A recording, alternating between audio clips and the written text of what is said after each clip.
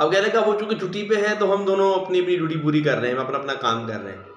اسے انگلش میں کہتے ہیں لک بزی ڈو نتھنگ، یعنی دیکھنے میں ایسا لگ رہا ہے کہ بہت محنت کر رہے ہیں، بہت کام کر رہے ہیں، اور حقیقت میں کھڈا کھودنا گڈھا بھرنا آسان تو نہیں ہے، بہت کام کر رہے ہیں مگر رزلٹ کچھ نہیں ہے، آؤٹ پٹ کچھ نہیں ہے۔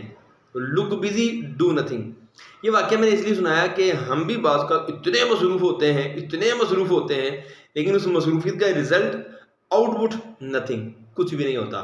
تو ایسی مصروفیت جس کا کوئی رزلٹ نہ ہو، نہ دنیا کا فائدہ ہو نہ آخرت کا فائدہ ہو، ایسے کاموں کو فضول کام کہا جاتا ہے۔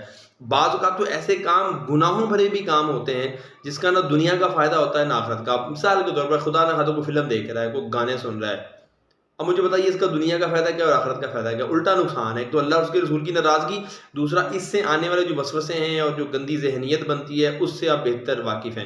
اس لیے ایسے کام کریں جو فائدہ دیں۔